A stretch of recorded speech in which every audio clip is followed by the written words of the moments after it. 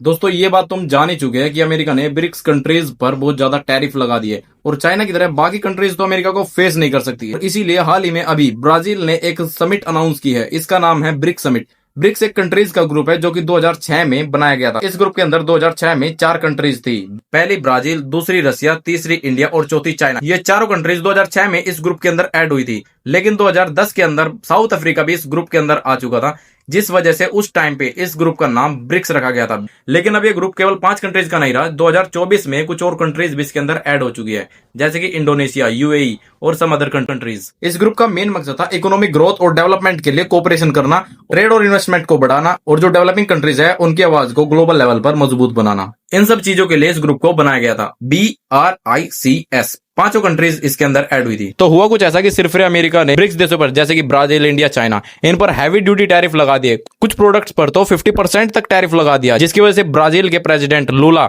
नाम सुनकर हंसना मत, ब्राजील के प्रेसिडेंट लूला ने इस इमरजेंसी समिट को बुलाया ताकि सब एक साथ मिलकर इस टैरिफ का कुछ सोल्यूशन निकाल सके। इस समिट में चाइना के प्रेसिडेंट शी जिनपिंग, रशिया के प्रेसिडेंट पुतिन, इंडिया के प्रेसिडेंट तो नहीं गए, लेकिन हमारे external affair minister S Jaishankar ने हमारे इंडिया को रिप्रेजेंट किया। ये एक डिप्लोमेटिक बैलेंस को शो करता है ताकि हमारी रिलेशन ना तो अमेरिका और ना ब्रिक्स देशों के साथ खराब हो। ये मीटिंग इतनी इंपॉर्टेंट इसलिए है क्योंकि ट्रंप का मेन टारगेट है डी डॉलराइजेशन, यानी कि ये जो कंट्रीज है डॉलर को साइड करके अपनी जो करेंसी है उसमें ट्रेड करना चाहते हैं, जो कि अमेरिका को बिल्कुल भी एक्सेप्ट नहीं है। और ट्रंप ने ये बोल दिया है कि जो भी देश ब्रिक्स के सपोर्ट में आएगा उसको एक्स्ट्रा टैरिफ का सामना करना पड़ेगा। अब देखना यह है कि इस मीटिंग का फाइनल रिजल्ट क्या होता है। ट्रेड एक्सपर्ट बोल रहे हैं कि ट्रंप की पॉलिसीज के चलते शायद ब्रिक्स कंट्रीज और ज्यादा एकजुट हो जाएं और अमेरिका इन्फ्लुएंस को कम करने के लिए नए तरीके ढूंढने लगे।